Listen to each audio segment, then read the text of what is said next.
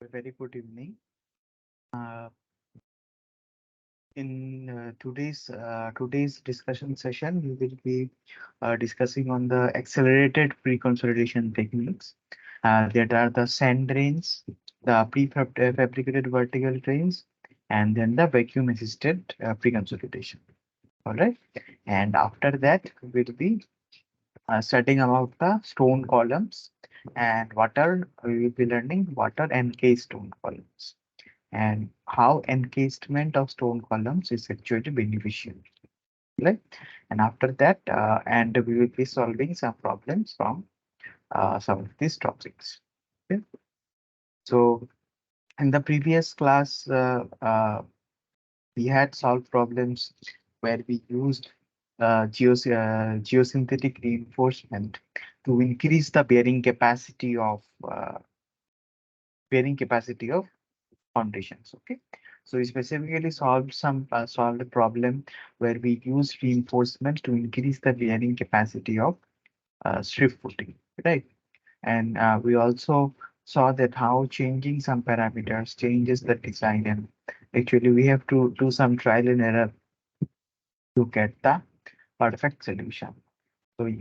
So for easy calculation, we had actually used Excel for the purpose. So we solved those things, and now today we will be seeing the next topic, that is the pre-consolidation technique and stone columns.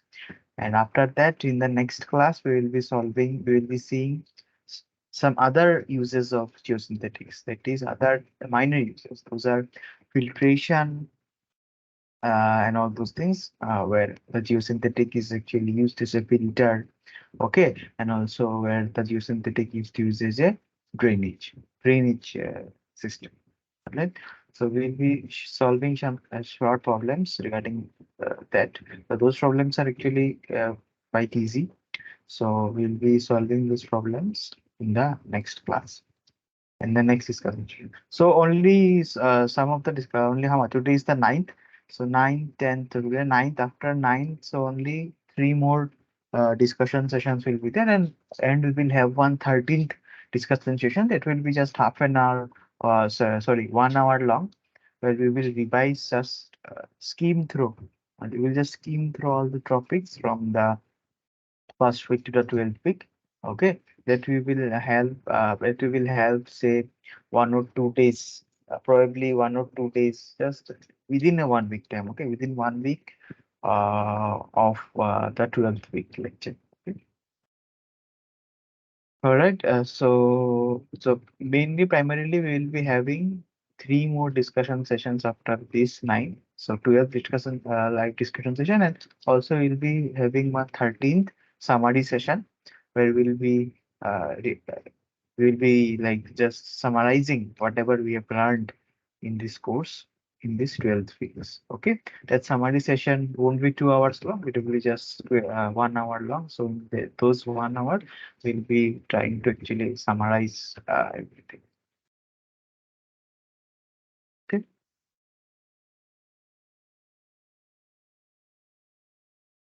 so yeah. So today is 26th. So after this, the next discussion session as usual will be on 3rd, then 10th. Then 17th will be the last discussion session, and after 17th we will have one more discussion before 24th, around 24th October. That will be on summer. That will be a summary session of 1 hour, 1 hour duration. Okay, so total we will be having 13 sessions, 12, 12 12 these problem solving discussion sessions and one summary session.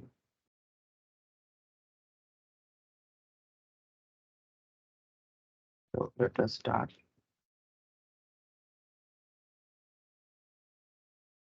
Okay. So what are sand drains actually? So sand drains are used for accelerated pre-consolidation. So pre-consolidation means what? Say you have a land. Okay, you have an area, you have a land, and above that you need to construct something. Say you need to construct a flyover or a building or some. large tank to store oil. So there may be many reasons.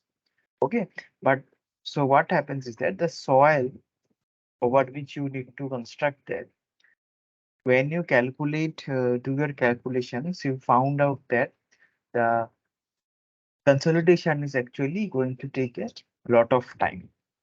Okay, the consolidation will actually be taking a lot of time. So in order to accelerate that consolidation, we use this pre-consolidation technique. So what we do, we keep some pre-consolidation pressure over that area in terms of this surcharge. Okay, say in terms of this surcharge, we'll give some pre-consolidation pressure, and so that there is consolidation. So that consolidation takes place before the construction. Okay. So to accelerate that process, what we do, we can use many techniques. So one of them is sand drain. So sand drains are what? Sand drains are the cylindrical drains that are drains made up of sand only, made up of sand columns that are constructed into the soil, into the land, so that the drainage path of the liquid is reduced. So if the drainage path of the liquid is water is reduced, what will happen? The pore water pressure dissipation will be faster, and as the pore water pressure dissipation will be faster, the consolidation process will get faster. So say previously for 90% consolidation we would have required 10 years. For 90%, now we can achieve 90% consolidation say within 9 months or 1 year. Okay, so that is the main purpose, to accelerate the consolidation so that all the consolidation happens faster. Okay, early, so that after we construct whatever structure we want to construct, there is minimal settlement. So if there is high settlement after the construction or during the construction, what happens? There are chances that the structure will fail due to uneven settlements. Okay, so in order to prevent that, what we desire that maximum consolidation should occur before it. All right. So for that purpose, we use this accelerated pre-consolidation methods. One of them is sand drains. Okay. So what happens? Drainage path are reduced, and the dimensions of sand drains are also given. You can see 200 to 600 mm in diameter. They're cylindrical, and they should be at least 1,000 times more permeable than the native foundations. Okay, and some this specification of this blanket. Okay, this blanket soil which will act as a drainage path. So water will actually come from here, enter this sand drain, go above, come here, then drain out. Okay, then drain out like this.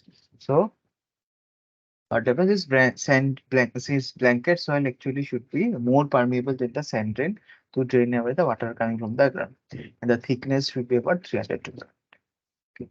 Now the equation that you see next, that is the equation for the three-dimensional part, 3D consolidation equation. Okay, 3D Laplace equation actually. Okay, there is nothing but the 3D Laplace equation where this U is the pore pressure. So dou square x square plus dou square u by dou y square into CH. This is what? This actually is the radial. This will define this radial flow of water. Okay, this radial flow of water. Okay, this radial flow, and this cv times dou square u by dou z square, that will define the vertical consolidation. Okay, and that equates to dou u by dou t, that is the change in pore water pressure with time. All right, so as this defines this radial flow, you can see this horizontal or radial coefficient of consolidation here, and with this term you can see this cv is nothing but the particle consolidation coefficient of consolidation. All right.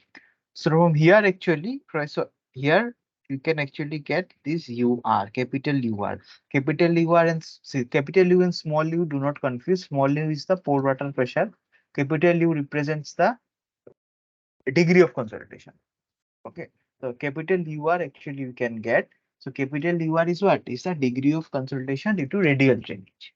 And UV is the UV is the degree of consolidation due to vertical drainage. Okay. So when we combine this, actually we can get the average degree of consolidation. Okay. Now these equations you might have this the first equations at least these equations is very common to us. This we have seen in the basic soil mechanics courses where this vertical consolidation this TV. Okay, TV the relation between this time factor in vertical direction to the consolidation in vertical direction. This degree of consolidation this relation is given. Okay, this TV is given, and then for the radial consolidation actually this UR is related to TR. Okay, TR is the same time factor in radial direction. Okay, that is given by this expression. So so actually what we'll see we'll solve a easy problem in the next this one slide. So where you will see that this UR is very easy to obtain. So the graphical solutions are actually available. Okay, graphical solutions are actually available where where we have this where with respect to this what to say this uh, time factor TR, we can get this UR value.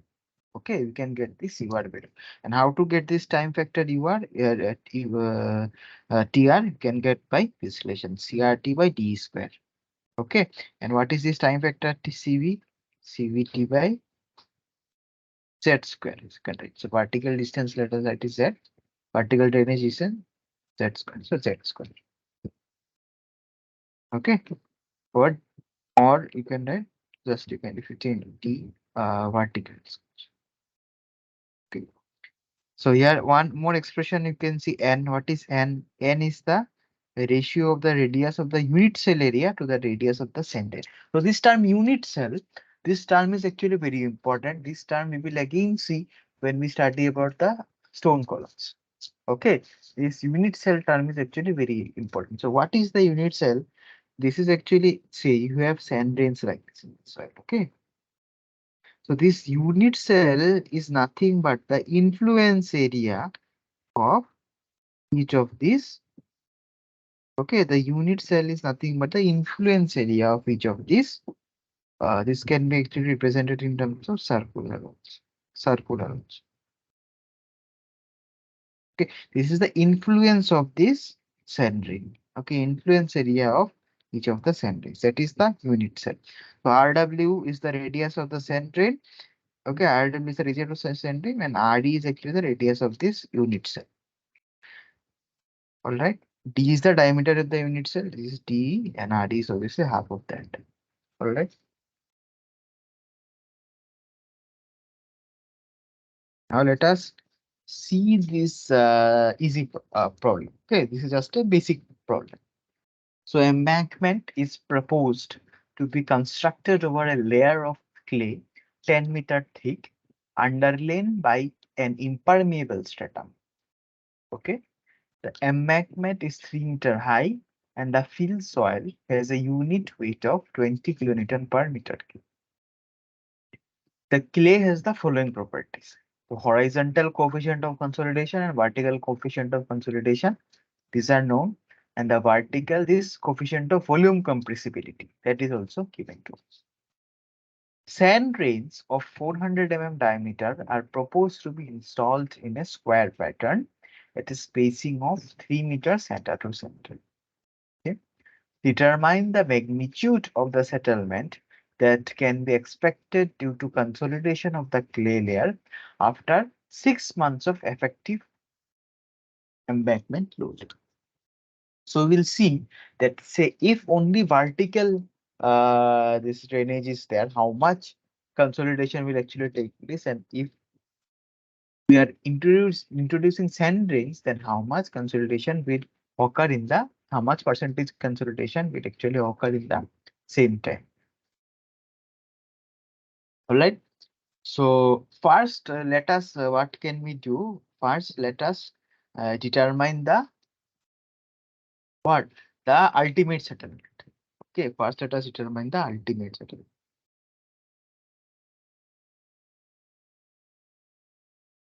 Okay. Uh, yeah.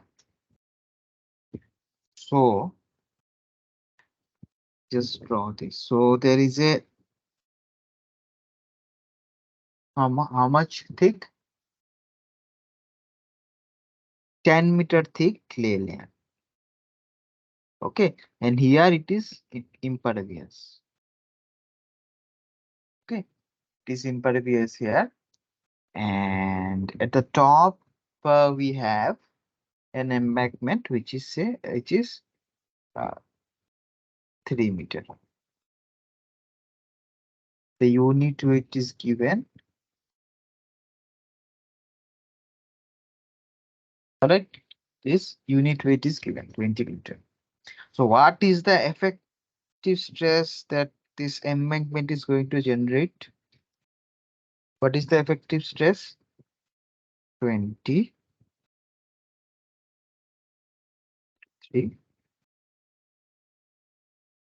Newton per meter square. Okay. Now let us find out the ultimate settlement, that this structure will ultimate settlement, consolidation settlement, this clay layer will actually undergo the ultimate settlement. Okay. So how can we write the ultimate? MV into delta H to delta H. Okay. So what is MV? 2.7 into 10 to the power minus 4 to H is 10. It is this thickness into 60. So how much meters? 7 into the power.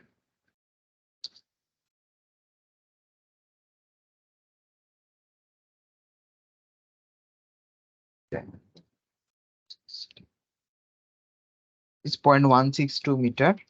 So 160.162 meters. So 162 mm. So this is the ultimate consolidation settlement that this structure will actually that this soil layer, this clay layer will actually undergo. Okay. Now let us come to the vertical drainage part. Okay, so here now we just have vertical drainage. So in our vertical drainage, what is the drainage path, maximum drainage path that the soil has to undergo? That is 10 meters. Okay, this is the length of drainage path. Now let us find out for vertical drainage.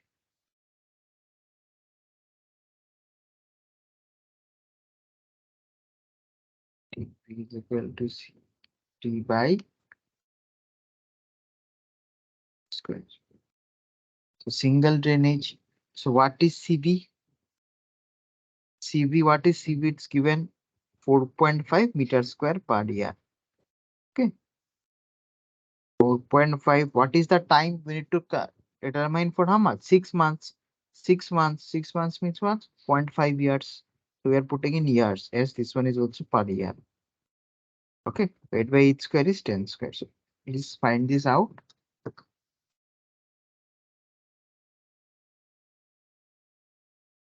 So 0. 0.225. This is the TV.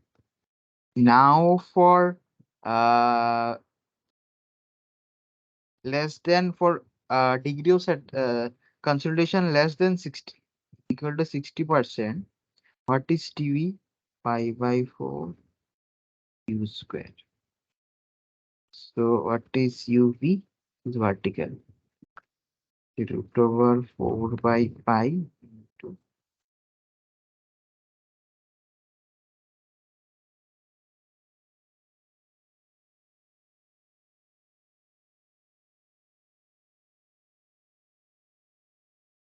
0.17. Okay. So degree of consolidation is 0.17. All right. So only if that is vertical drainage. Okay. Degree of consolidation is 0.17. That means what? That means 0.17 times this 162. So in half a year, 0.17 times 162, that is 27.5 settlement is going to occur if only there is vertical drainage. Okay, if only there is vertical drainage, there is going to be only 27.5 settlement. How did I got this term 27.5? 0.17 times this total ultimate settlement 162, that will give me 27.5. So only 20.17 times 20 this 162, this is 20, only 27.5 settlement is going to occur in 0.5 years, that is in 6 months, only if there is vertical. Now you will see if there is, if sand drains are also introduced. Okay, if sand drains are also introduced and if there is radial drainage also, then what happens?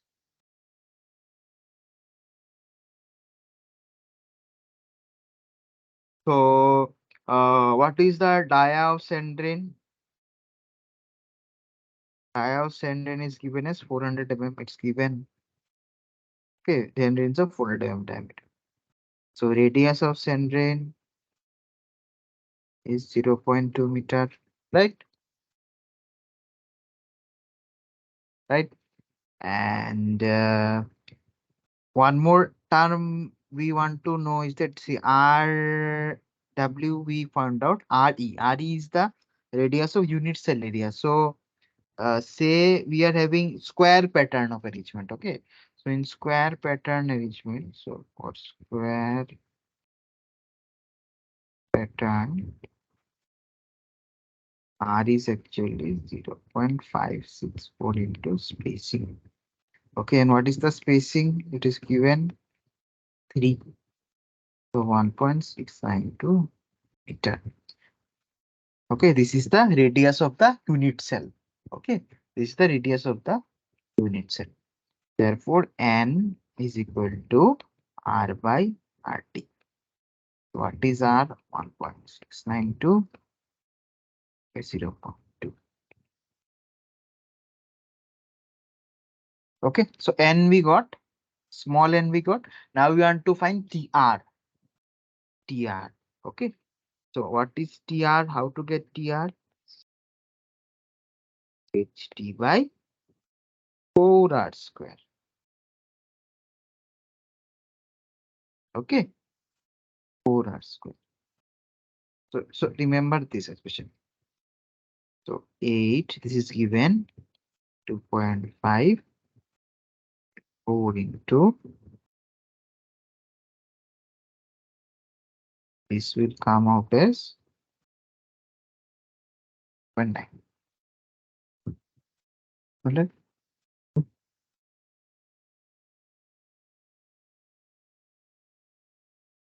Now let us come to this. For TR is equal to 0.349, N is equal to how much? What was our N? 8.46. For these values, you can, what we need to do, we need to get this UR from this chart. Okay, from this graph, we need to get. So TR is how much? 0.349. So 0.1, 0.2, so or approximately here. Okay, 0.349. And N for N is equal to 8.4 means the graph is going to be approximately here or slightly below that. So just an approximate value actually we will be trying to get. So it will be somewhat like this. Okay, so just approximate value, say, sorry.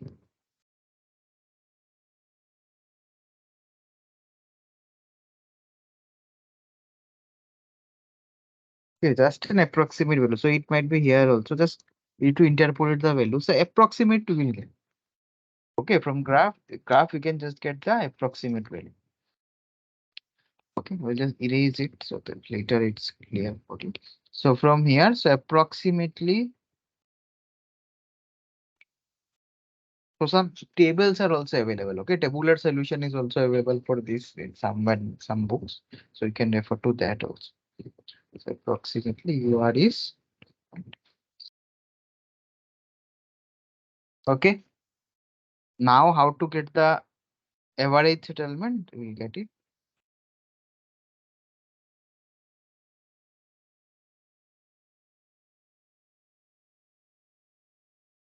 So how much was UV?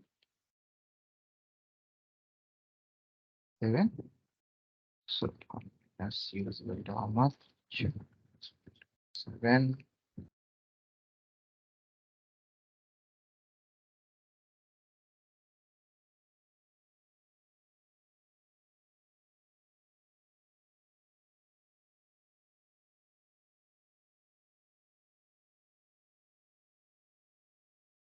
Okay. So here you can see initially only for vertical you got only 17% percentage consolidation. Now when you are using the sand rays also 89% consolidation is actually occurring within the same time 6 months. Before only 25 settlement 20 how much 27.5 or something like that, right? 27 point on before only 27.5 settlement we said that will occur in 6 months if only normal drainage is there, only vertical drainage. Now due to the introduction of this sand drains, there will be 162 times 0.89, that is 144 settlement will occur. So almost 90% settlement will occur within the same time frame, that is the 6 months time. Okay, so right, hence settlement of embankment at the end of months is at 0.89 into 162. So only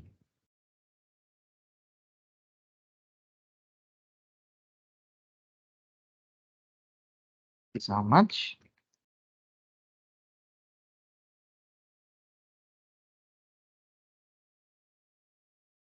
So only 79,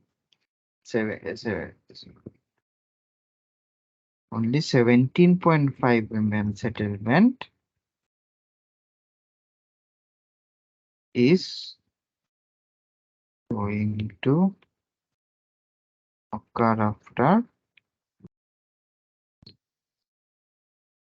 Okay, that means in the 6 months, 144 settlement will occur, and just from 6 months to say infinite time, only 17.5 settlement. So maximum settlement is 90%, almost 90% settlement is going to occur within 6 months time. Okay, so maximum settlement will occur before end. So after that, what you can do, you can start constructing something over that amendment or something whatever you want to do. So it will be actually safe. Okay.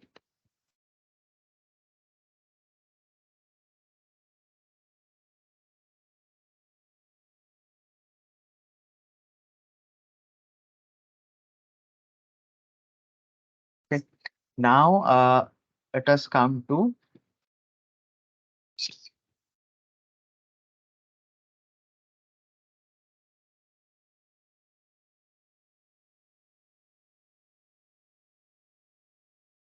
these PVDs.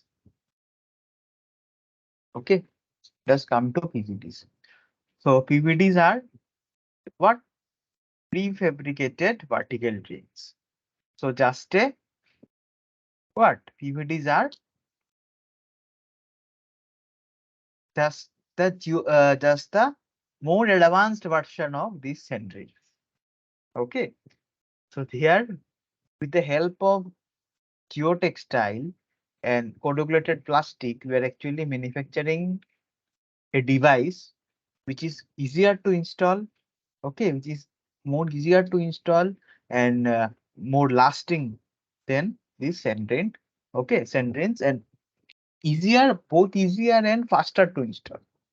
Okay, than sand drains. but the purpose of them is also same. What is the purpose? Purpose is this drainage. Okay. Purpose is same, drainage of uh, water, and then finally lead to accelerated consolidation. Okay. So if we remember, I had shown some pictures of PVD in the first session, right? So there were some where we had gone for a site visit. Those are photos I had shared. So similar photos you can see here also, where PVDs actually come in 100-meter size of rolls, and these are installed by these devices, these machines. So they are just connected to this, and with the help of this machine, they can be easily driven into the soil. All right. So typically they are 100 wide and 5 So length is typically 100 and this thickness is 5 thick. And the tensile strength is 5 to 15 kilonewtons. Okay. The typical discharge rate of these are 2 to 5 liters per minute and consists of the drainage cord and a filter. So this drainage cord is there of made up of corrugated plastic. So this drainage cord actually helps the water to travel through it. Okay, so the water will actually travel through this drainage cord, and surrounding that, we actually have this geotextile filter. This geotextile filter, what is the purpose of this filter? This filter actually allows only water to pass inside the PVD. Okay, so it acts as a filter. It allows only the water to pass, and it actually does not allow the small soil particles to enter into inside the PVD. So what will happen if soil starts entering? It's going to block the drainage path, right? Block the drainage path. So that this does not happen, this geotextile filter is actually there present around it. So PVDs come in a roll of about 100-meter length and they are pushed rapidly. So with the help of this machine, PVD rolls attached to it, and easily the installation is extremely easy.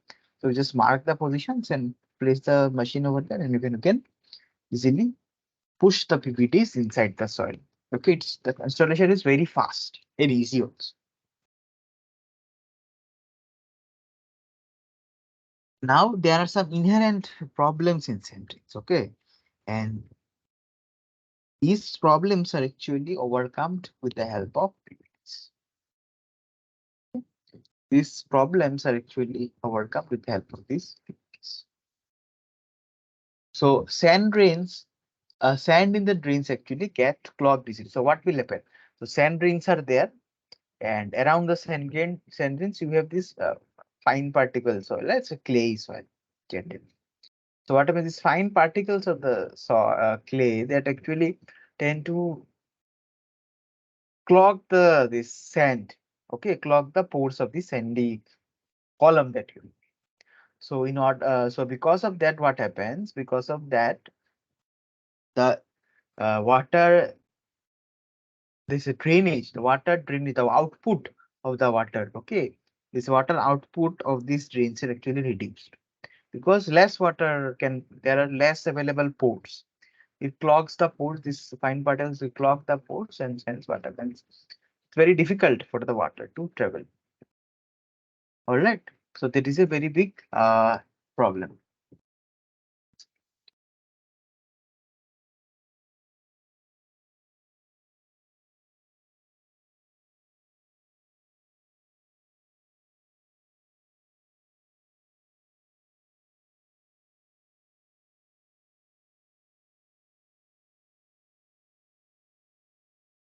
The second thing that happens is that continuous drainage path is disturbed due to internal shear. So, as you know, you have a long sand column, right? You are having a long sand column. So, what happens as you are providing load at the top? As you are providing load at the top, there are going to be continuous movement of this column, right? So you are applying load, so some shear will be there on the sand. So because of that, what happens? This drainage path, this continuous flow of water is actually disturbed. this get disturbed due to this movement. Okay. So what happens is you are having this sand drain, right?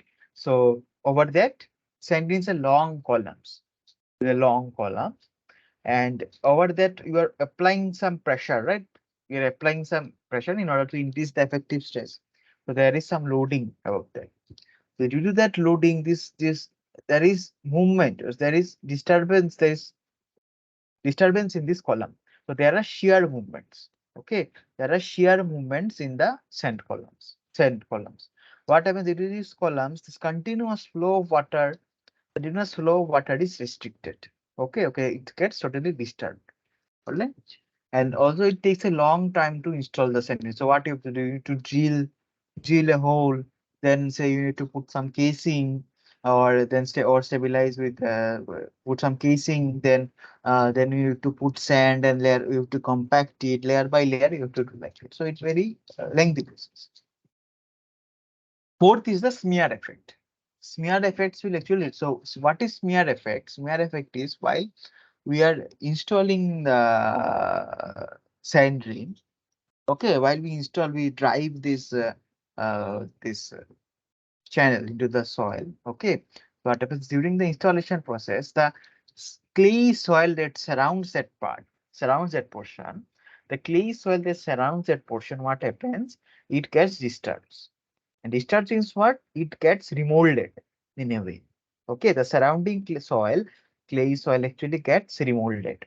Due to this remolding, what happens? The permeability of this surrounding clay soil reduces more.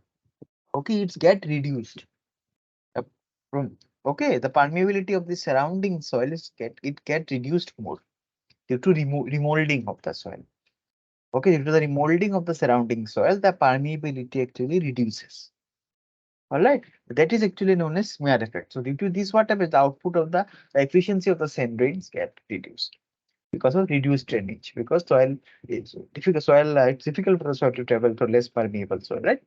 So what happens due to remolding? This remolding, the permeability of the surrounding soil actually reduce. Okay, and this effect is known as the smear effect. All right. So now this PVD is actually overcome this. So continuous flow path even after shear movement. So even some movement is there. So there is continuous flow path is maintained because of this corrugated sheet. Okay, corrugated this core that the PVD has. Due to the separate distinct corrugated this core, continuous flow path is maintained there. Okay. No clogging due to geotextile filter. So as I said, we have a geotextile filter around the core, right? So this filter doesn't allow the entry of fine particles. Okay, entry of fine particles restricts the entry of finer particles so that the core doesn't get clogged. So there is no clogging due to this geotextile. And third is the reinforcement action due to the tensile strength of the PVD. So this PVD, this geotextile, this plastic sheet, obviously that has some tensile strength, right? So what happens? This somewhat it acts as a reinforcement for the soil. It strengthens the soil by some extent. Okay, by some extent, right? So as I was saying, discussing before also, so similar to sand drain. So see here also we have this arrangement. Okay, these are called unit cells. Okay, these unit cells where you have some diameter of influence is d. Okay, this is actually from the unit cells. Okay, and triangular pattern is always more efficient than this circular square pattern. Sorry, this square pattern. Triangular pattern is always more efficient than the square. Now, Hansbo actually gave some equation where we can determine the time required this for a certain amount of to achieve a certain degree of consolidation.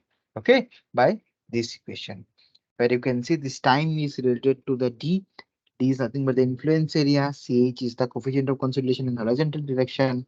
Small d is the equivalent diameter of the PVD. And U bar is nothing but the average degree of consolidation. Okay. So how actually this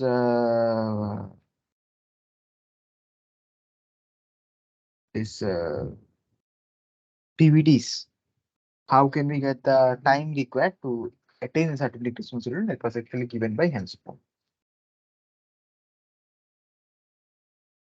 Okay. Now let us solve this easy problem. Very basic. So a PVD size is given to us 100 mm to 5 mm. Consolidation to be achieved is 70%. Time available 9 months. Coefficient of consolidation is given 10 meters square per year. All right. So these PVDs are actually what? Somewhat rectangular, right? So it has a length and it has a thickness. Okay. So what we do to get the equivalent diameter? Okay, equivalent diameter. What we do? So what is the perimeter? Perimeter of triangle 2 into length plus breadth. Right? That is equated to the perimeter of a circle.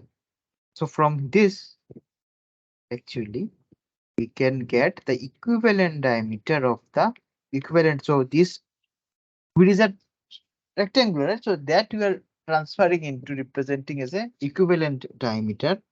We are getting the equivalent diameter out of it, as if it is circular. Okay. Fine.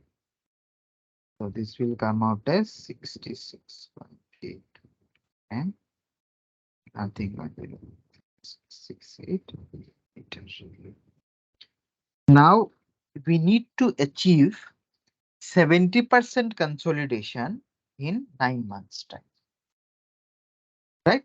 So we need to achieve 70% consolidation in 9 months time. Okay. So let us use Hensbrough's equation.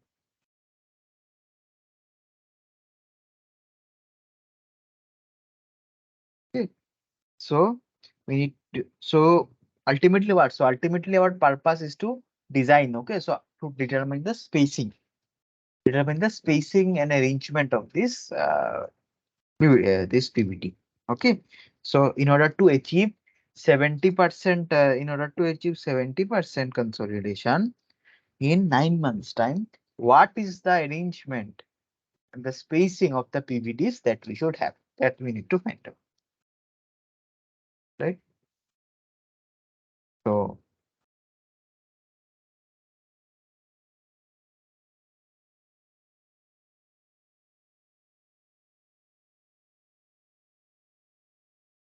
right, so we'll just check the equation once.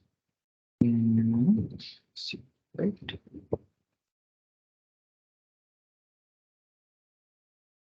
Okay, so let us put the values. So 9 months, so 9 by 12 years. D square, we need to find out D square.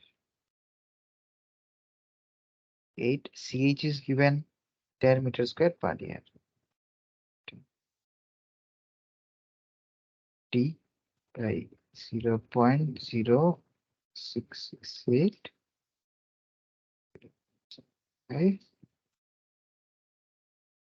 ln by. Okay.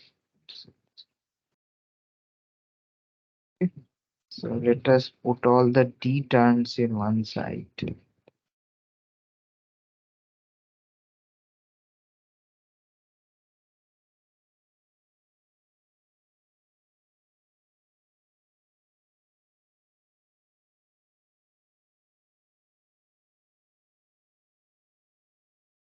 Okay.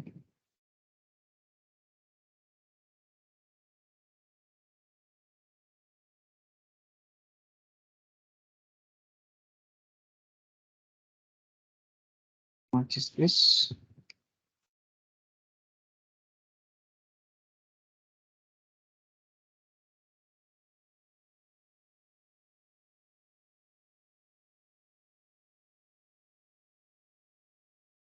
So now if you want to solve this, so in these engineer calculators actually nowadays we can directly put the equation and get the values. Else what you can do, you can do some trial and error to get the value. So I will just directly put the equation. Okay, I will just show you. Okay,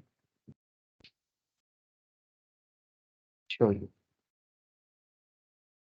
where into.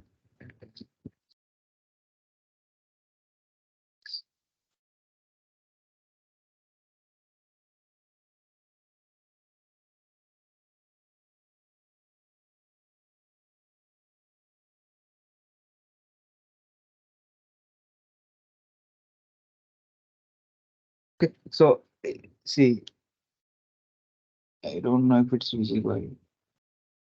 So like this, actually, you can write the whole equation in the calculator. Okay. It's not visible actually clearly.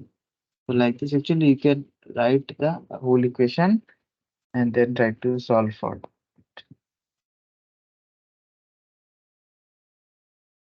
So from that, D is approximately coming as 879 meters. So you can take 3.8 meters. Okay, that will be safer, right? So lesser spacing will be always safer. Safer design. So spacing we determine.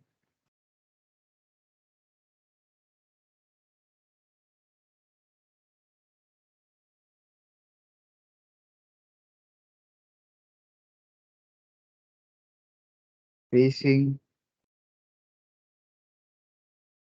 So if you have square pattern, if you are using, then 3.8 by 1.128. And if triangular pattern, if you are using, okay, so it's given here, right? So it's given here. So from here, we are just getting that. So D is equal to 1.128. So S will be D by 1.128.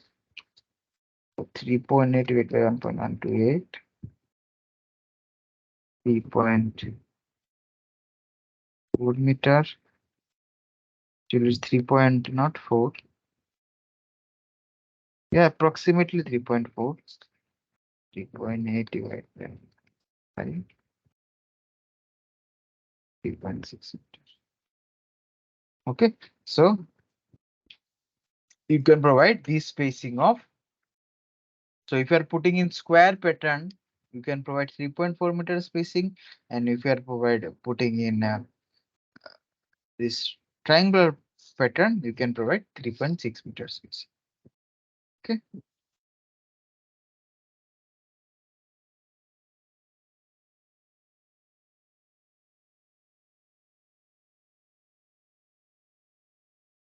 Got it?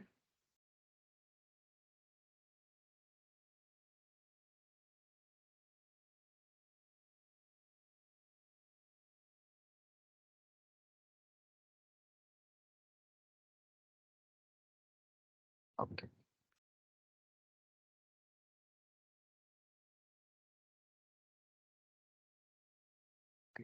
Now we already studied about sand drains, right? Then we saw first we saw sand drains. Then what did we see? Then we saw the PVDs. Now the third thing is the uh, vacuum consolidation. Okay, so this is nothing but a more faster method using which we can achieve the consolidation faster. Okay, more faster. Okay, faster than PVDs, just using PVDs by using vacuum pressure. Okay, vacuum pressure. So what is done is actually some vacuum pressure is applied at the top. Okay, at the top. So what happens here in the soil mass? Pressure becomes less than atmospheric. The atmospheric pressure is acting upward, so that actually creates this effective stress in the soil. Okay, so due to this water, obviously if you're connect over putting vacuum pressure here, so there will be tendency of the water to drain out, right? Drain out. So using this vacuum pressure, we are providing some extra extra force to extrude the water, and this actually accelerates the consolidation process. Okay, so uh, atmospheric pressure is used in place of external surcharge by creating vacuum in the foundation soil. Okay, so in the foundation soil we are creating vacuum, and atmospheric pressure is there at the top. So this gradient actually pulls the water out. So 90% consolidation achieved in just 2 to 3 months. Main concept is the increase in effective stress without increasing total. So generally, what do you do? Generally, in say you're just using sand drains, so you have to provide some overburden pressure at the top of the soil, right? In say in case terms of making a soil surcharge or something like that. So in that case, the total stress is increasing, or moreover, the stress is not same at all depths of the soil, right? As we go down, the effect of that overburden actually goes on reducing. So the effect of the stress is actually not same at all depths. Okay, but all these shortcomings are actually negated by using this vacuum consolidation. Okay, we'll see that in the upcoming slides how. So reduce the pressure in the soil mass, atmospheric pressure drives the consolidation. So generally there are two methods.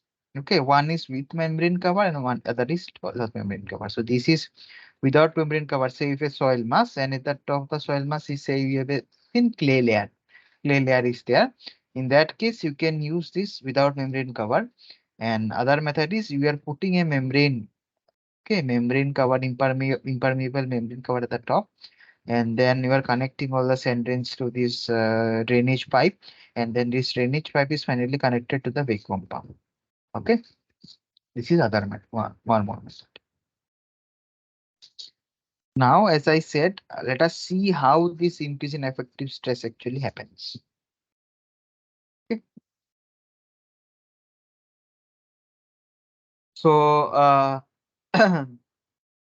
so let the unit, so say we have like this. Okay, say this is the ground level, this solid line is the ground level, and at 1 meter you are actually having this drainage line. Okay, this drainage line. So the what? So we have this drainage line here at 1 meter level. So from 1 meter to three from so this part is actually sand. Okay, and this part below is actually the clay layer in which we have to do this consolidation thing. Okay, in the where we have to accelerate the consolidation. This is this clay layer. Okay, the thickness of what is the thickness of this sand layer is 3 meters, and from here below so initial water table is at a level of depth of 3 meters. So what will happen when we apply vacuum here? This water is going to rise up here to here. Okay, this is the drainage path we are making, and we are connecting. Say we have the drainage line here, and this part we are connecting to this vacuum path. So when we are applying vacuum in this region, what will happen? The water will actually be got pulled up, and water table will actually rise up to here 1 meter level. Okay, so this complete is the sand layer, and below we have clay layer, and so we will be discussing two cases. Okay, and let the unit weight be dry unit weight be 18, and let the saturated unit weight be 20 kilonewton per meter. Okay. Now, before the application of vacuum, let us see what is the stress.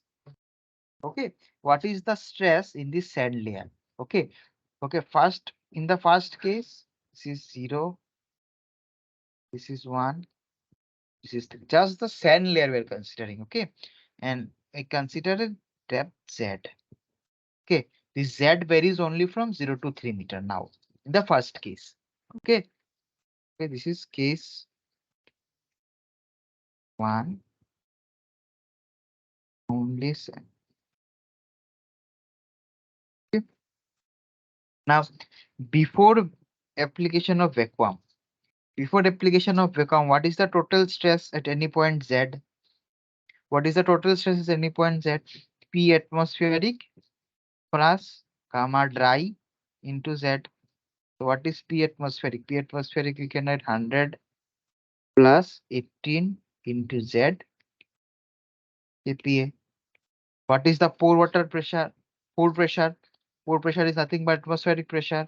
PA 200. Right. What will be the effective stress?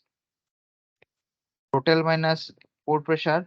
So it is nothing but 18 into Z. Okay, this is before the application of vertical pressure. Now, after application of vertical pressure, what is gamma V at this depth? What will happen? After application of the vacuum pressure, this water table was earlier here, right? Now it will go up to here. So, what? PA plus gamma dry into 1 plus gamma set. Sorry, to be gamma, not set, gamma submerged, just gamma set only, right? Not submerged, gamma set. Gamma set times how much? Gamma set time. So water is risen to this level, right? So this side. How much is this side? Z minus 1. Gamma z times Z minus 1. So this will be 100 plus 18 into 1 plus 20 into Z minus 1. Right? So it is nothing but 98 plus 20 Z. Okay. I hope this is clear. Now what will be the pore pressure at this point? So now P atmospheric is not there, right? Because you have made it vacuum. So 0 plus just due to the, so water is here now. So 1 into 10, not 1, Z minus 1 into this gamma W. So this distance is Z minus 1. This is Z minus 1. So what will be the pore pressure? It will be 0 plus Z minus 1 into gamma W. If I take gamma W as 10 for approximation, great. So what is the effective? We will get 108 plus 10Z. Okay, so you can see what is now there is an increase in effective stress. So what is the increase? 108 plus 10Z minus 18Z. So 108 minus 8Z. Okay, so at this level, what is the increase in effective stress? So that is when Z is equal to 1. When Z equal to 1, what is the increase in effective stress? 100 kPa. Right. And when Z equal to 3, what is the increase? What is the increase? 8 into 3, 100, 108 minus 108 minus 8 into 3, is 8, nothing but 84 kP. So you can see in the sand layer with depth, this increase in effective stress is actually reducing. This is the case of sand layer. Okay, this is sand layer. This is not that important to us. The main thing is that we need to see how much increase in effective stress is actually coming in our clay layer. So let us see that now. Okay, let us see that now. Let me just introduce some pages here.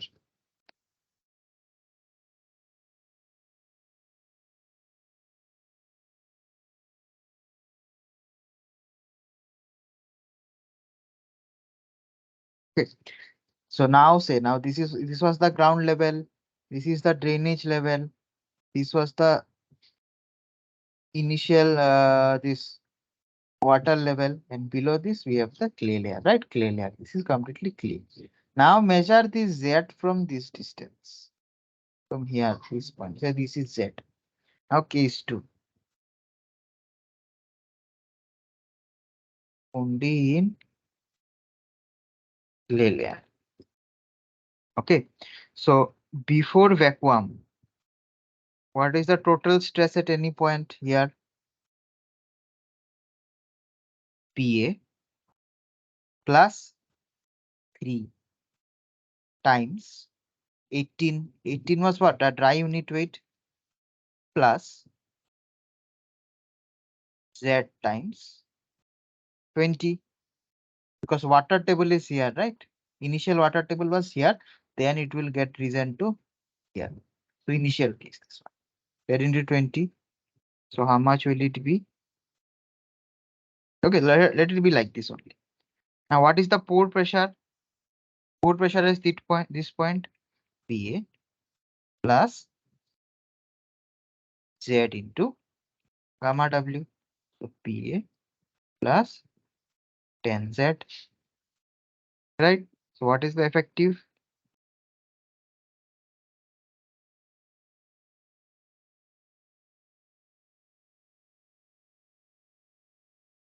All right, this is before application of the vacuum pressure. Now, as we apply the vacuum pressure, what will happen? This water table will get risen to this level, drainage level, 1 meter.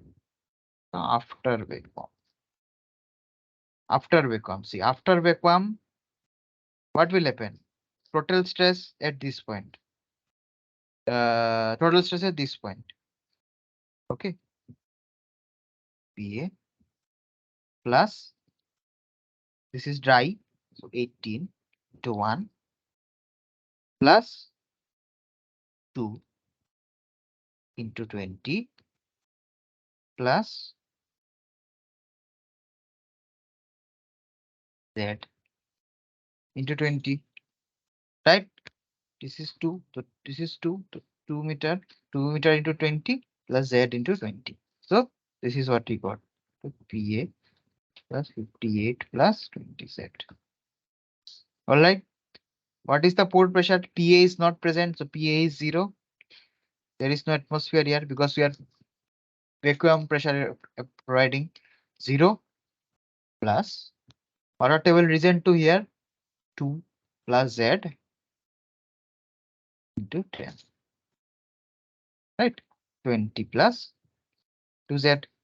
So therefore, what is the effective effective stress? This minus this, nothing but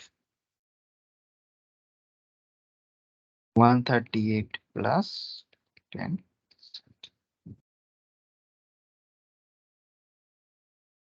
Okay, this is the effective stress. Right, effective stress after this vacuum is applied. So therefore, what will be the increase in effective stress that is happening? Okay, this was the initial effective stress before application of vacuum, and next you have after the application of vacuum pressure, this is the effective stress. So what is the net increase in effective stress? This minus this. So 10Z will get cancelled, so you will get 84 kPa. So you can see in the clay layer, as the depth is increasing, the increase in effective stress is not increasing anymore. Constant with depth. Right, it's constant with depth now. It's not increasing. Say we are doing, say you would have done normal. So normally say you have clay, this is the sand layer, you have clay layer, and say you are providing sand rains, normally sand rains. Okay, not vacuum pressure, you are not applying. So what we need to do, you need to provide some overburden pressure here in order to develop some effective stress. In that case, what happens? At all the as we go down the depths, this overburden pressure, the effect of this overburden pressure will actually get reduced, right? So the consolidation is actually not that uniform because the effective stress increase in effective stress reduces as we go down.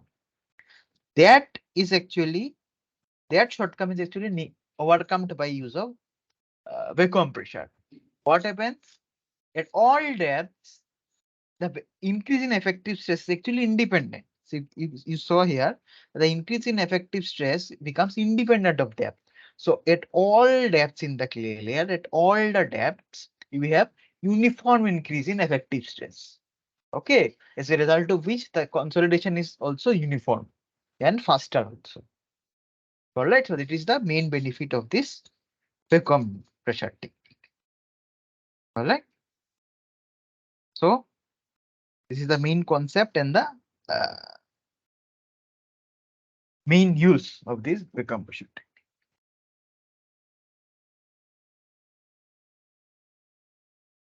Okay, so we don't need to have this surcharge fill. Okay, we don't need to use the surcharge fill when we are using this vacuum consolidation technique. Okay.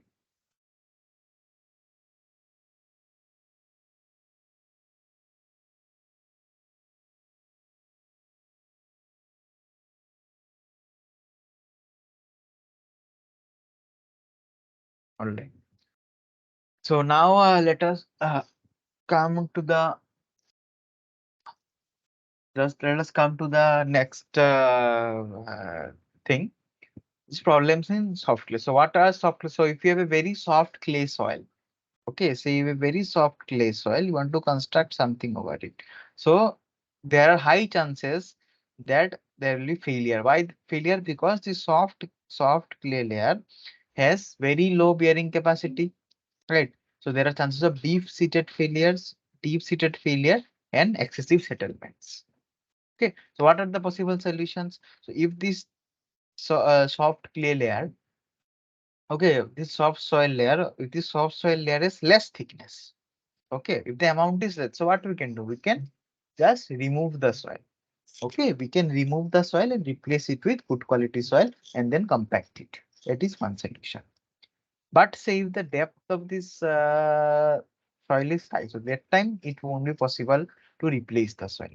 So then we need to choose some other techniques. So some other techniques may be piling. We discussed pre-consolidation, then maybe lightweight fill, stone columns, and other many other options are available. So pre-consolidation we discussed. Now let us discuss the stone columns. So what are stone columns? The stone columns are all columns, also columns. They are very rigid columns. They are rigid columns. The rigidity is provided by the granular substance, the granular this aggregate that we are using to build the stone columns. The stone columns are also constructed like that only. We need to drill a borehole, then put some surrounding this. You have to stabilize that borehole. Then you have to put stone aggregate in there, compact it with rammer. That is the easiest way of construction. Now, obviously, there are more advanced waves construction also using this vibro displacement, vibro flotation. These techniques are used. But in general, if you want to visualize how that will be constructed, that is the most easiest way. The stone columns are 800 to 100 millimeter dia or larger. Okay, so you can have very large dia stone columns also, but generally piles. So RCC piles, if we use these piles, are actually only generally 400 to 500 dia. Okay, but stone columns, this dia of the stone columns are almost 2 to 2.5 times more than the RCC piles. Okay, RCC piles, these are stone columns are actually quite large. The stone columns, how do they resist the load? So So you are having this load here. So there is a tendency that the stone column. So what happens? The load is acting downwards, right? And we have the inherent soil surrounding the stone column. So this inherent soil that is present, that actually provides a passive pressure onto that column. By virtue of that passive pressure from the native soil, this stone column actually resists the uh, this resists the vertical load. So what happens? So when we applied load, there is a tendency for long stone columns, there is a tendency that it will bulge. Okay, so there is a tendency that a stone column will bulge. So due to this bulging, what happens? It pushes. Due to this bulging, there is some passive resistance that develops from the surrounding soil mass. That passive resistance, that soil actually helps in transferring the load. All right. So here you can see three types of failure modes of stone column. So first is the bulging failure. So if we have a long stone column whose length is more than 4 times the diameter, in that case, what happens? There is tendency of bulging. Okay, so in that case, this bulging phenomenon occurs. Okay. Then if you have very short columns on firm soil. Okay, firm soil. Firm soil, if we have, then there is normal bearing capacity type of failure that might occur. So generally in this case, we generally do not use stone columns. What we do, we just tend to replace the soil. Okay, replace the soil because of the shallow depth. And the third case is that, say, if we do not have the strong farm ground here, so this bearing kind of thing will be there. Okay. So everything our stone column is actually given in IS 15284, and we will be using this IS code to design stone columns. So one more advanced version of stone column is our NK stone columns. So in NK stone columns, what happened? We provide a geosynthetic encasement around the stone column, maybe of geogrid or maybe of geotextile. Okay, we provide some geosynthetic encasement around the stone column. So here you have the stone agreement. So around that we provide some geosynthetic encasement. So what happens due to this encasement? Due to this geosynthetic encasement, some external ex- ex- additional confinement is there. Confinement pressure is there. So we'll see how to calculate that additional confinement pressure. So additional confinement is there. So because of the additional confinement, what happened? The capacity of the stone column increases. All right. So if you see this figure here, first we have the homogeneous clay, that is, then we have the ordinary stone column. Okay. Then we have the semi-rigid stone, this NK stone column. Okay, that is semi-rigid. Okay, then you have the pi, that is the most rigid. Okay. So these are the various solutions. So here a short diagram is shown how these NK stone columns are generally constructed. Okay, so advantages of encasement: imparts lateral confinement. As I said, there is extra confining pressure. So due to this confinement, the load capacity and stiffness of the stone column increases by manifold. Stresses are can be transferred to deeper strata. Higher lengths of stone column is possible. We can make construct higher length of stone column. Lateral squeezing of the stone is prevented. Higher degree of compaction can be achieved. Prevents the clogging of stone columns, and strength properties of the aggregator preserved. Okay. So these are some of the advantages of using encasement. Now, as I said, what happens due to the uh, use of this encasement, there is some extra confining pressure. Okay, there is some extra confining pressure. Okay, there is extra confining pressure that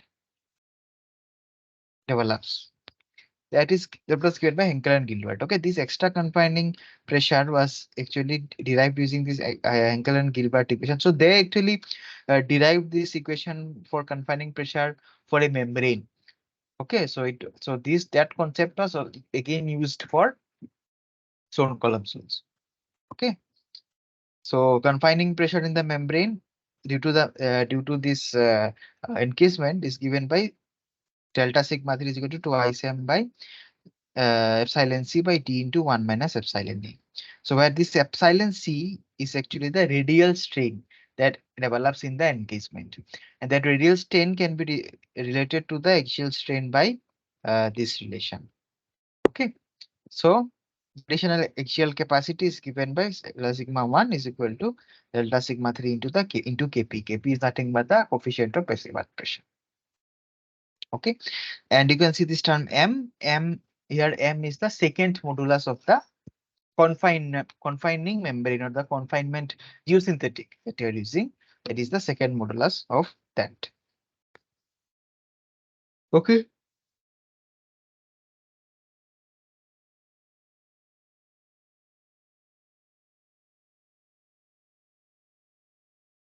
Okay, just a second.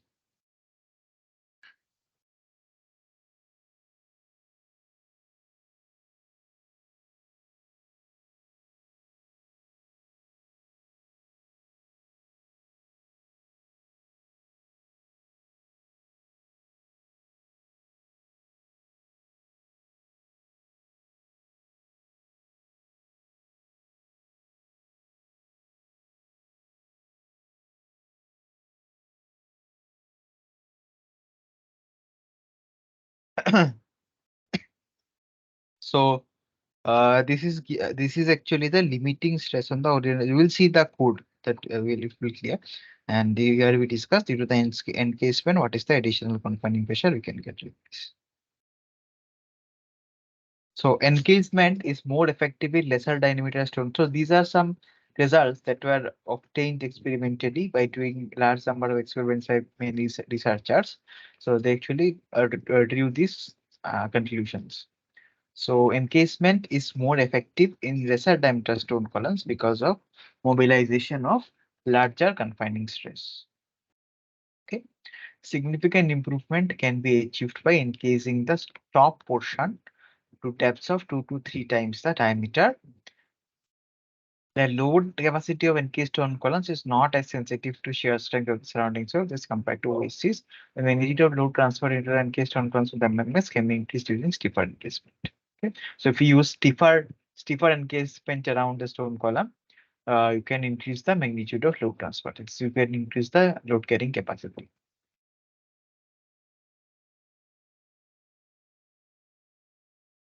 Now let us see this. So these are the excerpts from the this IS code IS 15284.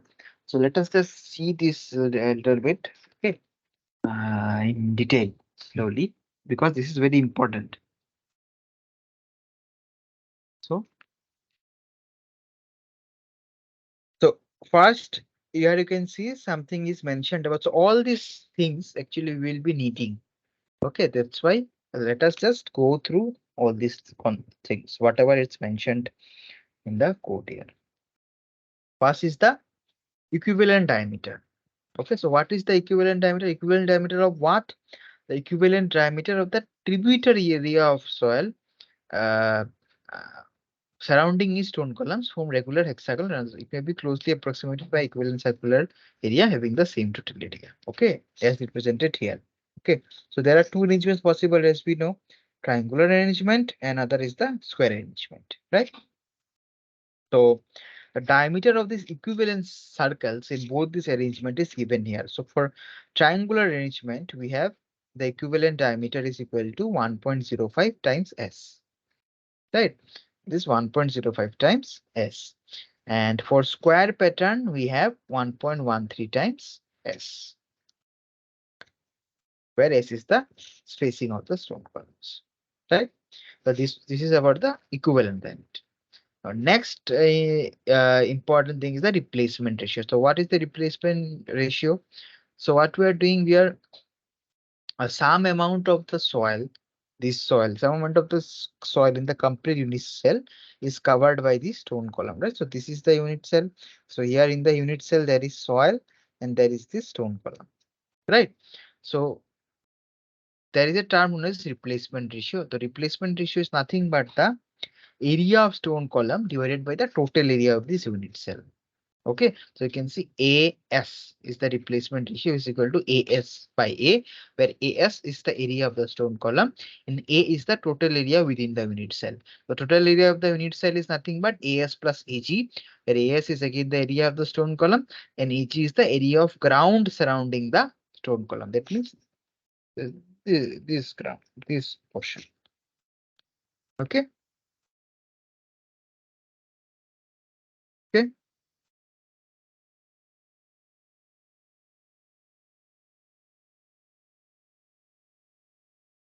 Yeah. The area replacement ratio may be also expressed in terms of D by S. This is the diameter to spacing. That is, and this coefficient constant 0.907 actually is a function of this arrangement. So for triangular arrangement, it is equilateral triangular arrangement. It's 0.907. Okay, so equivalent diameter, we learned what is equivalent diameter, and we understood what is replacement ratio. Okay.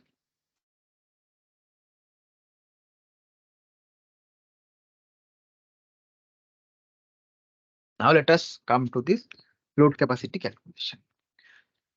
So the first is capacity based on bulging of column. So as I had mentioned, what will happen? There is a tendency for the soil to the column to bulge. Okay, so due to the bulging, there is a passive resistance that develops from the surrounding soil, and that passive resistance actually helps the to resist the flow.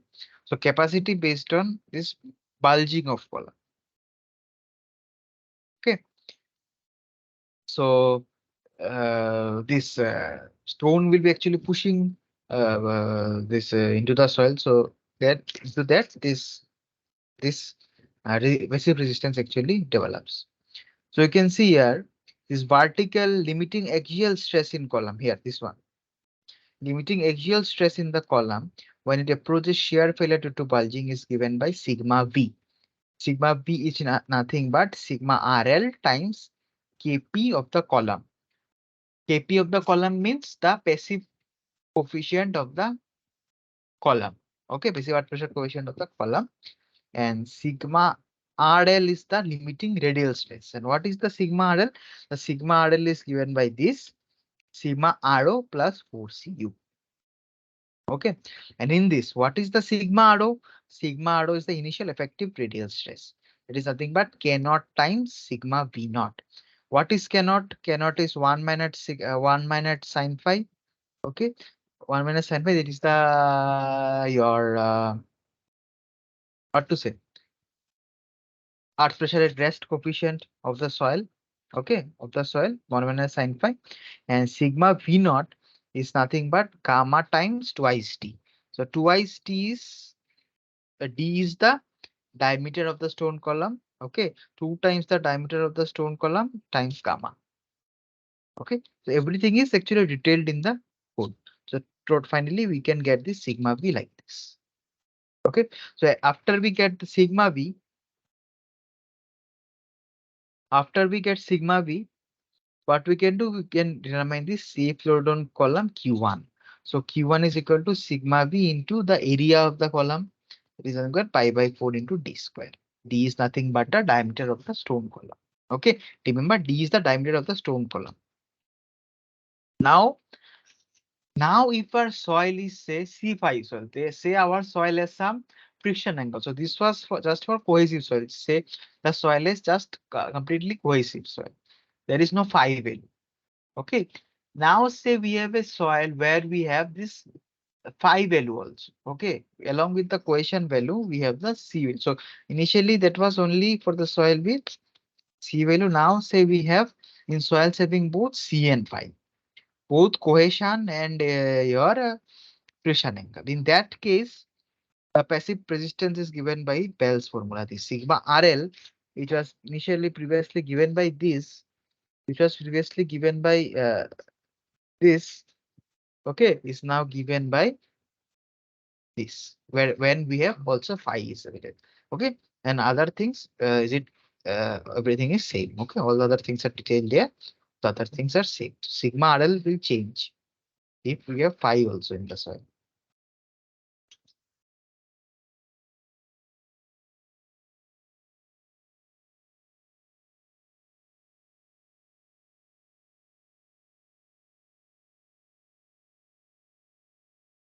Okay, all right.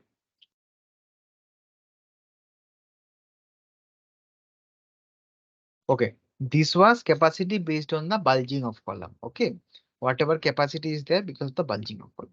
Now next is there the surcharge effect. So what is that?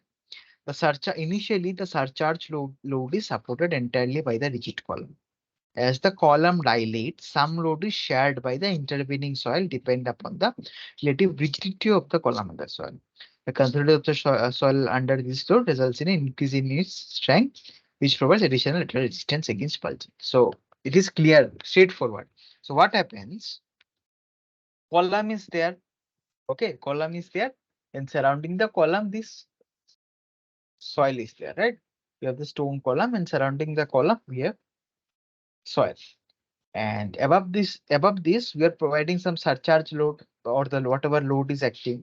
So initially, what happens? Initially, the surcharge load is carried immediately by the stone column. Okay. Then what happens? Due to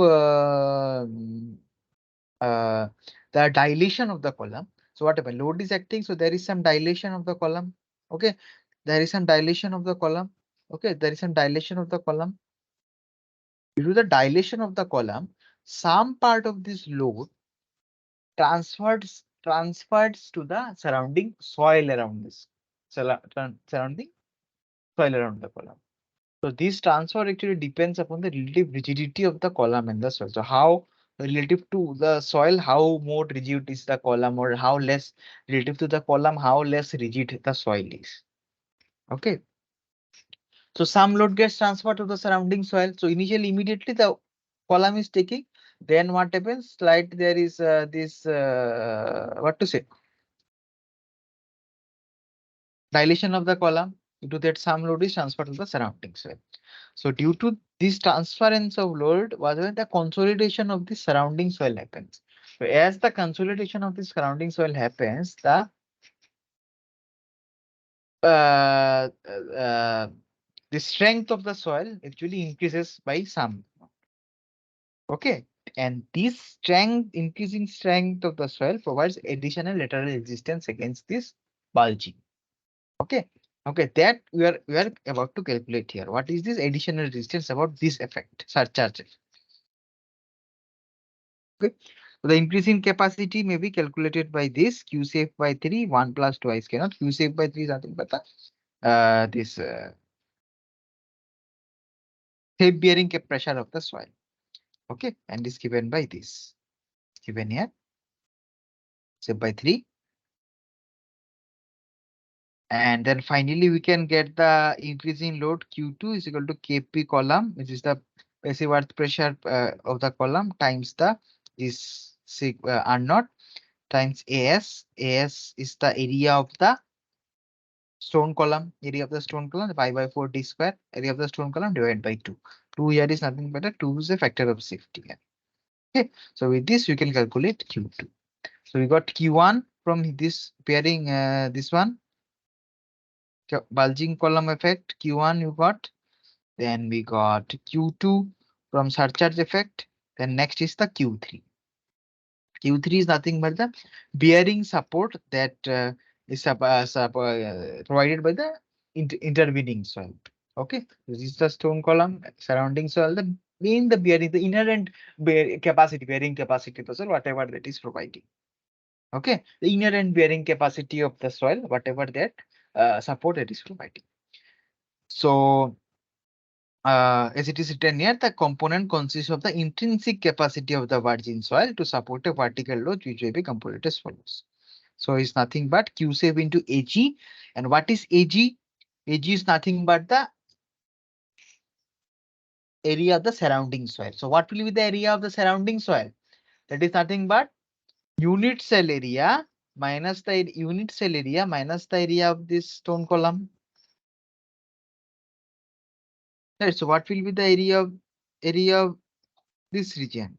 Total area of this region, unit cell area minus this area, right? That will give the area of the intervening soil.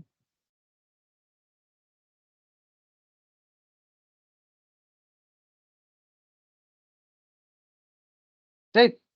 So that is given by Ag. So Q safe times Ag will give us Q3. All right.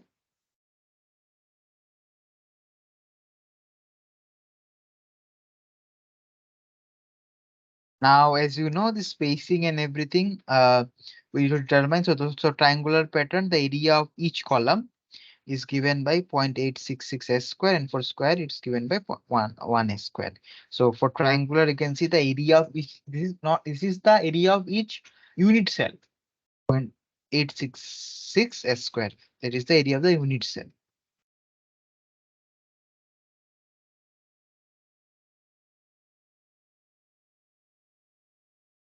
Now, settlement reduction ratio. So this is also given in the same IS code. So what is settlement reduction ratio? Settlement ratio reduction ratio is the ratio of the settlement of the treated soil to the settlement of the untreated soil. So obviously, due to the use of this stone column, the settlement of the soil is going to reduce. So that how much reduction is happening, that is actually given by the settlement reduction ratio beta. And this beta is related to two factors. One is N and another one is AS. So AS is nothing but the area of the replacement, replacement ratio. Okay, this AS is nothing but the replacement ratio. And if you remember, we had discussed the replacement ratio, right? So this AS is nothing but this replacement ratio, and N is the stress concentration factor. Okay, so what is the stress concentration factor? Let us see. Stress concentration. Uh, concentration occurs on the stone column because it is considered. So obviously, the stone column is quite stiffer than the surrounding soil, right? Okay, the stone column is quite stiffer than the surrounding soil. So because of this, stress concentration will occur on the stone column. So stress concentration occurs on the stone column because it is considerably stiffer than the surrounding soil. From equilibrium consideration, the stress in the stiffer stone column should be greater than the stress in the surrounding soil. All right, obviously. The stress concentration factor is given by N is equal to sigma S by sigma G. What is sigma S? Sigma S is nothing but the vertical stress. Come here, vertical stress in the compacted columns, and sigma G is the vertical stress that is taken by the surrounding soil. So this stress concentration factor N, it generally lies between 2.5 to 5. Okay, it generally lies between 2.5 to 5.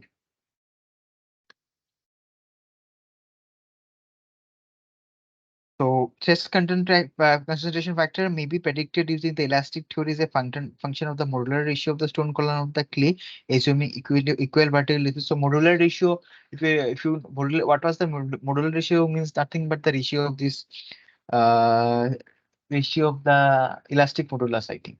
Okay, or I forgot. We studied this is a, we might have, if you recall from the basic solid mechanics class, if you recall modular ratio. So this stress concentration factor can also be predicted using this modular ratio. All right. So generally, this modular ratio varies, can vary in certain factors. So generally, the stress concentration factor N is taken between 2.5 to 5, depending on how stiff the this stone column is with respect to the surrounding soil. All right. Now let us come to this problem, which was given. So the area to be treated consists of a soft clay with undrained cohesive strength Cu, undrained cohesive strength Cu of 40 kPa.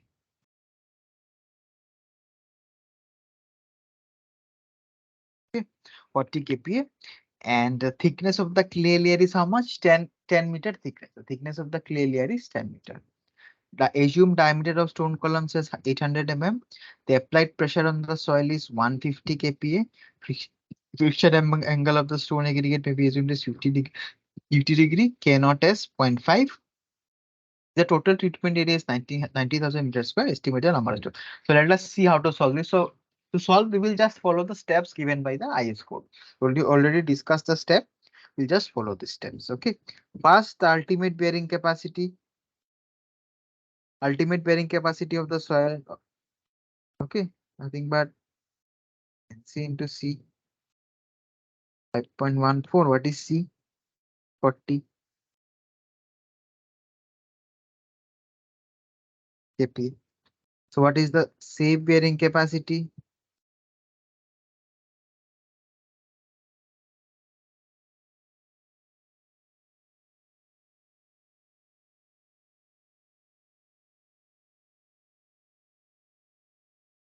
Okay, 85. Okay. Now three parts are there, right? Q1, Q2, Q3. Now first let us determine Q1. Q1 was what? Capacity of stone column based on bulging. What was Q1? This was Q1. So in that Q1, what was Q1? Q1 was sigma V times 5 by 4 into diameter square. Now what is sigma V? Sigma V is sigma RL times Kp column. What is sigma RL? Sigma R naught plus 4Cu. What is sigma R naught? So let us do one by one. First, let us find out sigma R naught. Sigma R naught is K naught times sigma V naught. K naught is 0.5 and what is sigma V naught? Gamma times 2T. 0.5 times 10, assuming effective unit weight is 10. Okay, effective unit weight here is assuming 10 times your twice T. So 2 into 0.8. So 800 mm diameter means 0.8. So this will come out as 0.5 into 16. So 8.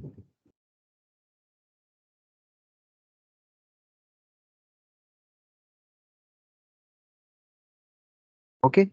So now we can get sigma RL as 8 plus 4 into CU, 4 into 40. So 160 kPa. Okay. Now what is sigma V? Sigma V is sigma RL into Kp column. What is Kp column? 1 plus sine 50 degrees. This is the phi of the aggregates that you have used to make the stored column. Sorry. Right.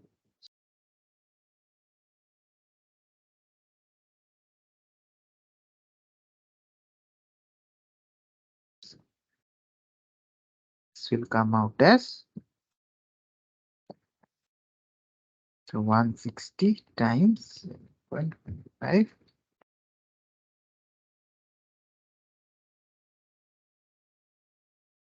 Okay. So therefore, finally, what is Q1? 126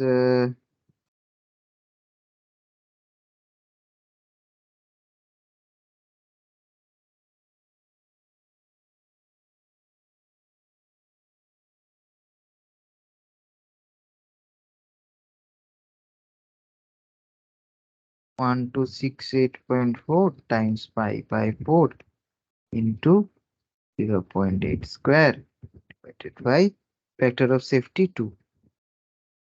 Okay, this is vector of safety 2. So let us find this out. 1268.4 times pi by 4 square 318.8. So this one you got Q1.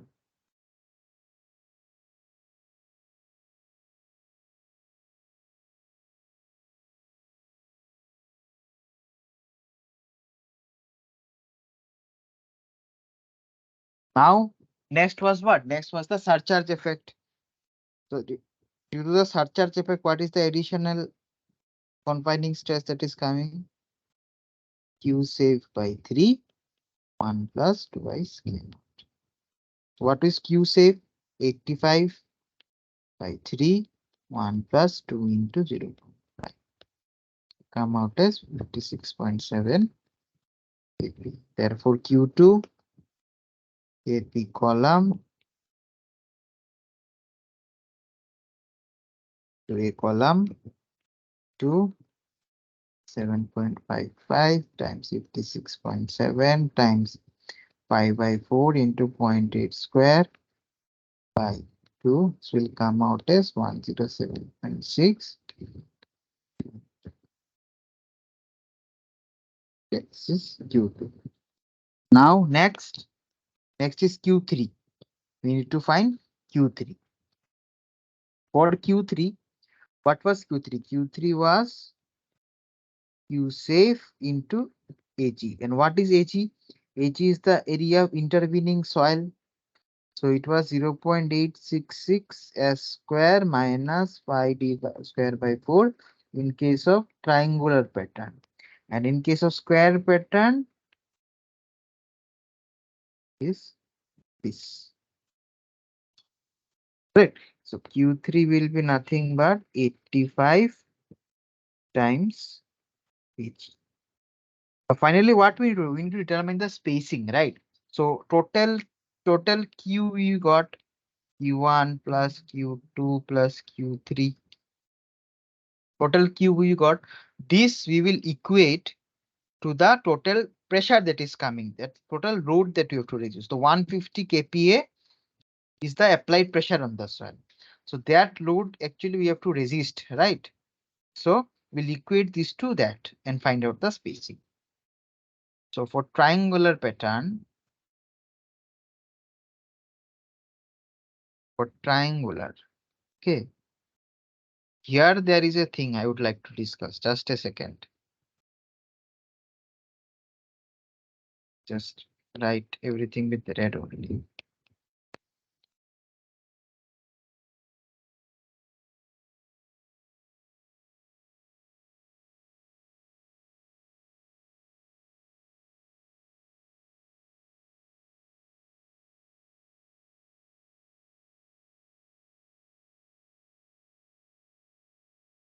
0.503 is nothing but pi by 4 into 0.8 square is equal to 150 times. So whatever solution that has been provided in this one, okay, in NPTEL, I saw that they have done this.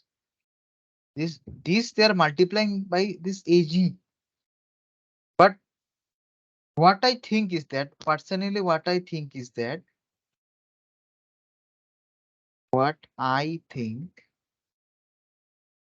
it should be 150 times 0.866 square, because it's acting on that. You are doing all the calculations per unit cell, right? Why are they just taking the area of this intervening soil? They must have should have taken this complete area of the thing. So it should be what I think it should be this. Okay. So please verify it from the course instructor. Write it clearly.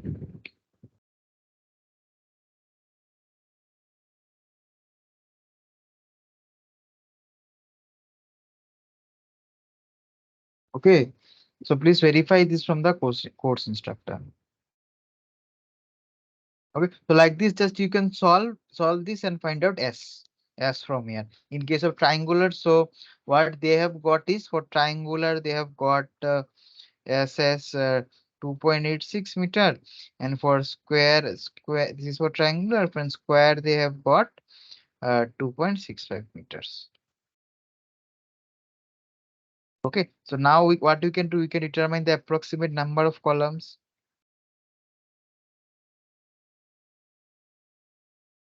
Triangular, it will be 90,000 is the area, divided by 0.866 times 2.86 square. It comes at 0.05. And for square pattern, it comes out 90,000 by 1 into 2.86. 2.65 square. Just 12,815 columns. Okay, like this. So please just verify this. Whatever I think, personally think it should be 0.86 is s square. This right hand side 150 should be multiplied with 0.86 is s square in case of triangular arrangement. In case of square arrangement, it should be multiplied with s square only. So this term should not be there. Okay, 0.503, this term should not be there. Because why are you deducting this? This is acting on the complete unit cell area, right? We should take this unit cell area. So please verify this from the instructor. So I am not doing this, just to verify this. And one more thing, in the solution that they have provided, the settlement ratio that they have done. In determining the settlement ratio, they have done this N, they have found out as sigma stone column. by sigma soil.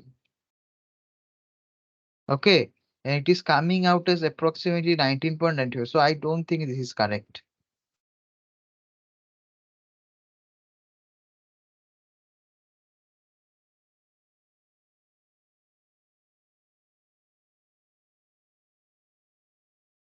B this as I already discussed this before, right? So if you see here also, the stress concentration factor should come between 2.5 and 5. Right, should be between 2.5 to side 5. So whatever they have calculated here, I don't think that is correct in the NPTEL solution that they have given. So please speak with the course instructor regarding this also. 2.7.6.2, right?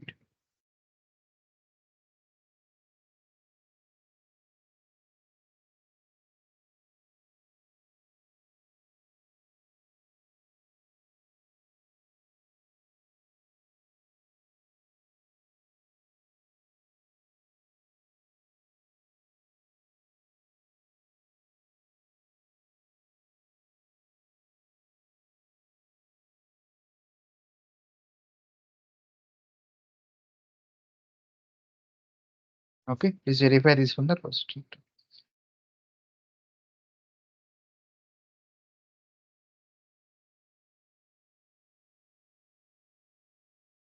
Okay, so this was an ultimate total load carrying capacity, what they have found out.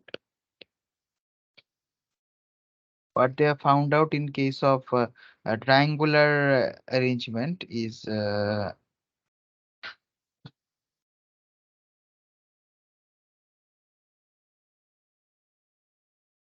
how much?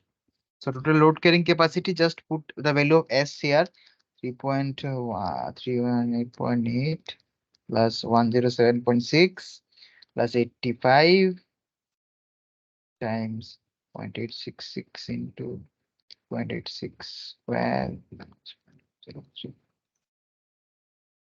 985 kilonewton. This is in case of triangular, and in case of square, they have calculated this as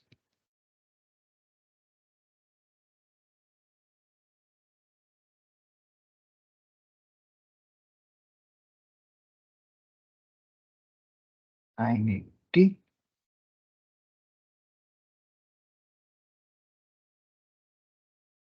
kilonewton. Okay.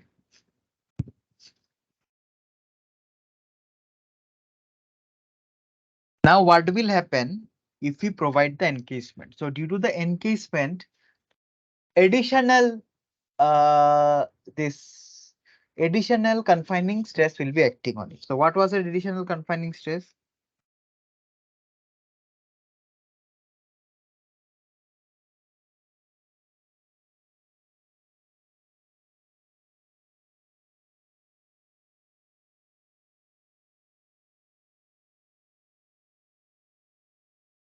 Right. So, what is D? D we know D.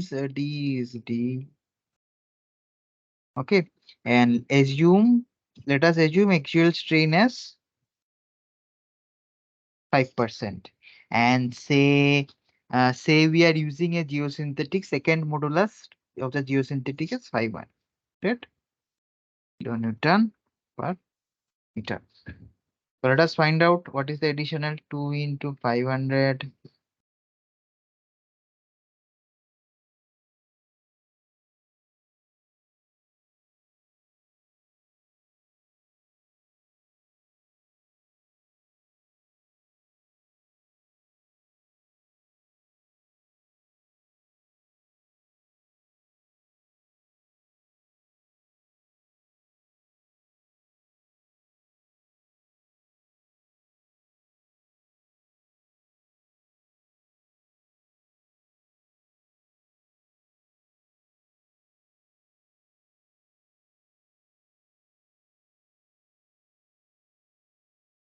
Okay, this comes out as 33 kPa approx. Okay, 33 kPa approx. So, and this sigma 3 will actually be added to what? Which will it will be actually added to this sigma RL. So this sigma RL will now become sigma R naught plus 4cu, this was already present, plus sigma 3 into, okay, sigma 3. So this sigma RL will be now how much? So initially, what was that? How much sigma RL was there? Let's see. 160 kPa. So with this 160 kPa, this 33 will get added. So it will be 193 kPa. Okay. Therefore, E1 will now change to sigma RL. So this is sigma RL. So what will be sigma V? Just a second. The sigma V is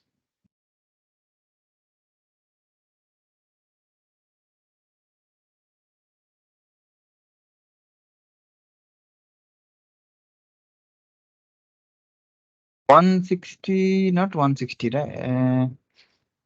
4 into 40 plus, that was not 8, 168. That's right, 168. 68 plus 33, 201.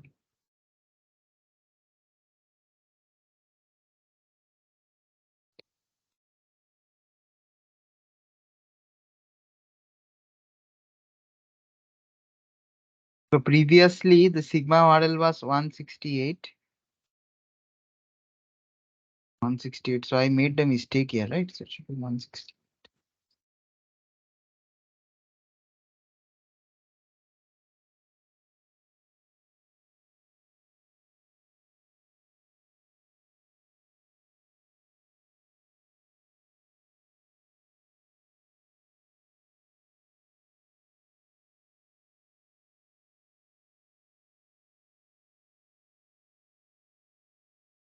Okay.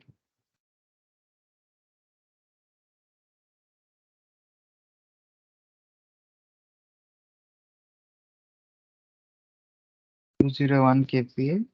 So 201 into 7.55.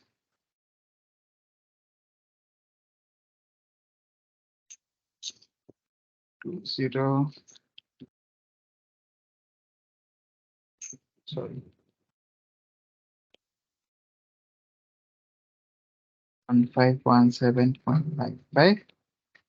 Okay, therefore now Q1 is becoming 1517.55 into 5 by 4 into 0.8 square by 2. 3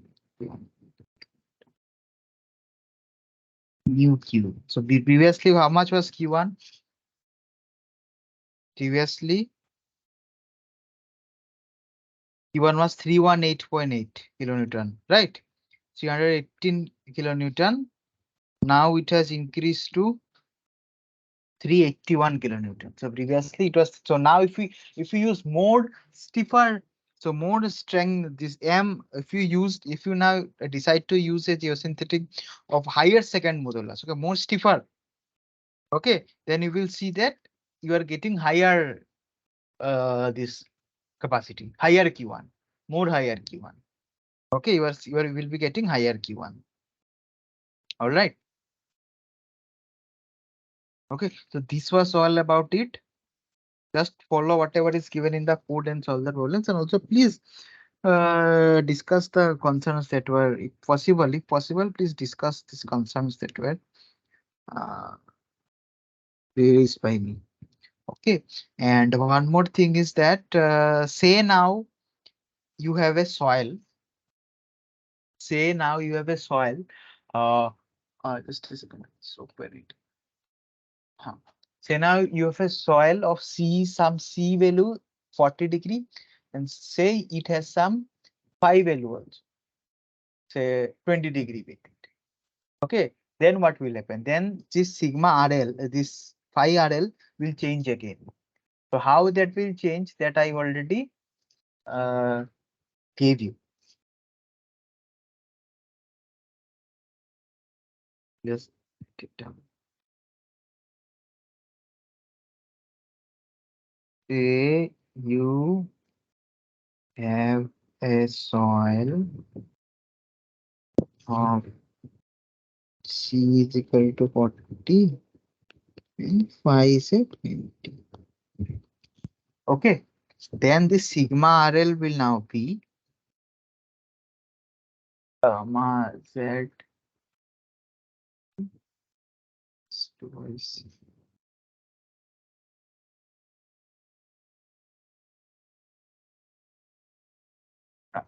Okay, now what you have to do?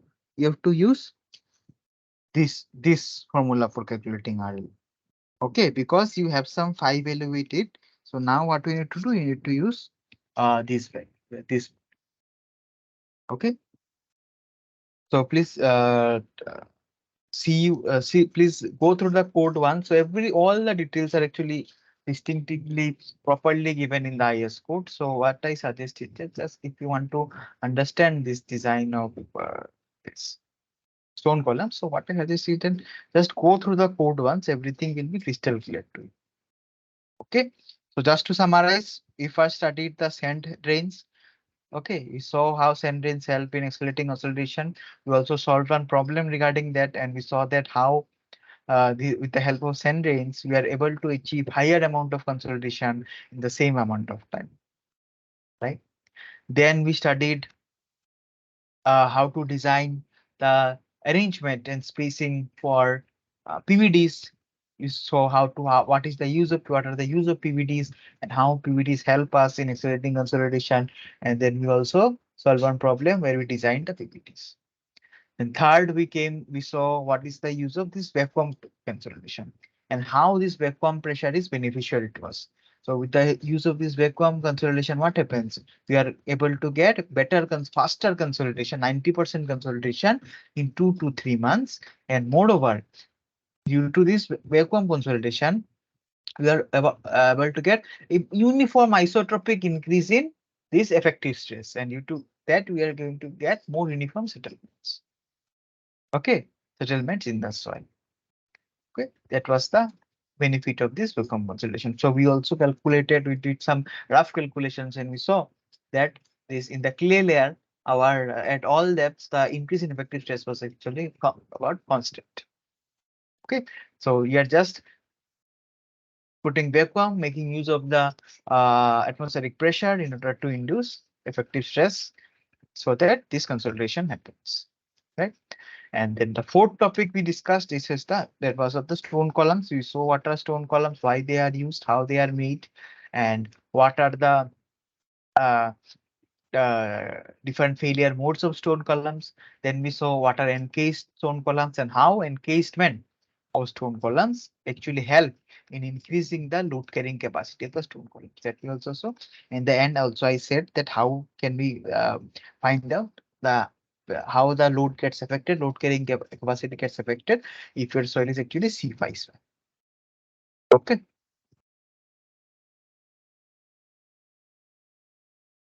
Just write it down, read yourself that you can do this.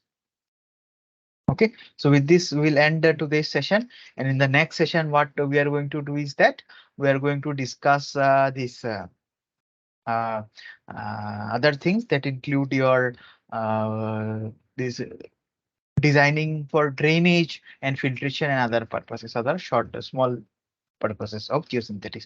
So we'll solve some short problems, easy problems regarding that, so that this you can design for the drainage and filtration using any geosynthetic. So mostly for drainage, what will drainage we will be using mostly geotextile and geonets, and for filtration mostly we'll be using geotextile only. Okay, so we'll see how to solve that problem. So very easy problems we'll be solving, and let us see what we can do. Okay, so with this we will end the 9th session. So let us meet in the next 10th session. It will be next week. That is on, I guess, on 3rd of October. Okay, so with this we will end. Thank you for attending and have a very good evening. Thank you.